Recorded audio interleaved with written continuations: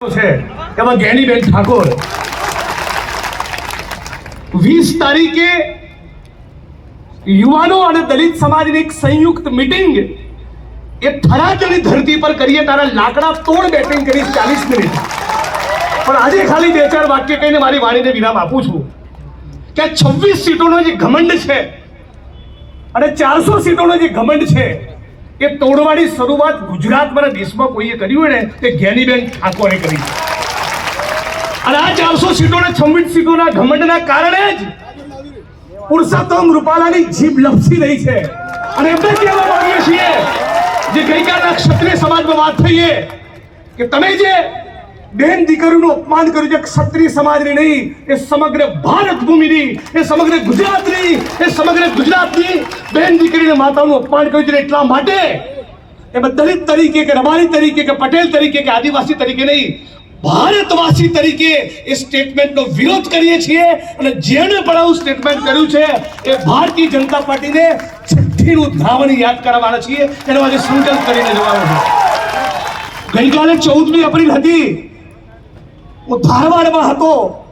અને ધારવાડથી ફ્લાઇટ લઈને આવ્યો ત્યારે ધારવાડના કોંગ્રેસના મિત્રો પણ પૂછતા હતા કે જ્ઞાનીબેન કોણ હે ત્યાં સુધી એમનો મેસેજ ગયો છે જ્ઞાનીબેનનો ગુલાલ ઉડશે રાહુલ ગાંધીએ કોંગ્રેસ પાર્ટીએ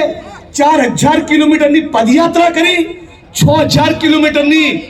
ભારત જોડો યાત્રા વાહન સ્વરૂપે કરી અને સમગ્ર ભારતના સર્વ સમાજ લોકોને પ્રેમનો ભાઈચારાનો સાથે રહેવાનો એકતાનો અને ભારતના બંધારણના મૂલ્યોનો જે સંદેશ આપ્યો છે એ જ રાહુલ ગાંધીએ વચન આપ્યું છે કે કોંગ્રેસ પાર્ટીની ઇન્ડિયા અલાયન્સની સરકાર બનશે તો ખાલી પડેલા તમામ સરકારી પદોમાં 5 વર્ષમાં ભરતી કરી 30 લાખ યુવાનોને નોકરી આપવામાં આવશે 30 લાખ ભારતના ખેડૂતોને ટેકાના ભાવ મળે એના માટેનો કાયદો બનાવવામાં આવશે તમે ફેક્ટરીમાં કામ કરતા હોય પ્રાઇવેટ કંપનીમાં કામ કરતા હોય કે મનરેગામાં ચોકડી ખોદવાનું કામ કરતા હોય 400 રૂપિયાથી 1 રૂપિયો કોઈને મજૂરી આપવામાં આવશે નહીં અને પરિવારની એક મહિલાને દર મહિને 8500 રૂપિયાના હિસાબે 1 વર્ષ સુધી 1 લાખ રૂપિયા આપવામાં આવશે આ તમામ મુદ્દાઓને લઈને ગુજરાતમાં અને દેશમાં જે પ્રચંડ બેરોજગારી છે મોંઘવારી છે જાતિ અને ધર્મના નામને લડાવવાની કોશિશ કરી છે આ બધા જ મુદ્દાઓનો યોગ્ય વિચાર કરી આપણા બેન બનાસના બેન જ્ઞાનીબેન ઠાકોરનો ગુલાલ ઉડે અને આજની આ નોમિનેશનની રેલી આ જન આશીર્વાદનો કાર્યક્રમ પતાયા પછી જ્ઞાનીબેનના કાર્યાલય પર જવાના બદલે બૂથ પકડી લઈએ અને બૂથ ઉપરથી માણસોને વીણીને લાવીએ અને સુરતમાં વડોદરામાં અમદાવાદમાં એમનો કોઈ મતદાર બેઠો હોય તો આપણા ખર્ચે એમને લાવીએ એવી તમામ લોકોને બે હાથ જોડીને વિનંતી કરું છું ઠાકોર સમાજને એક જ વાક્ય કહેવાનું ઉમેદવાર કોઈ જાતિ કે ધર્મના નથી હોતા પણ ઠાકોર સમાજને ખાસ એ કહેવા માંગુ છું કે આદિવાસી દલિત કોળી પટેલ એમ ઠાકોર એ ગુજરાતનો સૌથી ગરીબ અને વંચિત વર્ગ છે એને જ્ઞાનીબેન જેવા મજબૂત નેતૃત્વની જરૂર છે એક બાજુ ચંદનજી ઠાકોર એક બાજુ જ્ઞાનીબેન ઠાકોર એટલે આવો મોકો વારંવાર નહીં મળે આનો લાવો લઈ લો પૂરેપૂરી તાકાતથી મહેનત કરો અને રાહુલજીએ કીધું છે કે જાતિ જનગણના કરીશું એટલે દલિત આદિવાસી ઓબીસી સમાજની જે જનસંખ્યા થાય તો એના પછી ખબર પડશે કે 85% લોકો આ દેશની અંદર એ ખાલી 15 રોટલી ખાય છે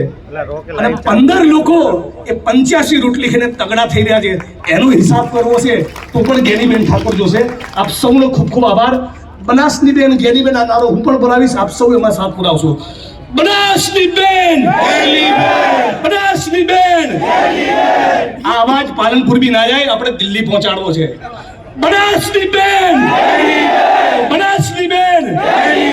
સૌનો ખૂબ ખૂબ આભાર જય ભીમ જય ભારત જય કોંગ્રેસ જિલ્લા પ્રમુખશ્રીની સૂચના છે કે અહીંથી બધા રેલી સ્વરૂપે એમના જન આશીર્વાદ રેલીમાં આપણે જોડાઈશું એ નામાંકન ભરે ત્યાં સુધી આપ સૌનો ખૂબ ખૂબ આભાર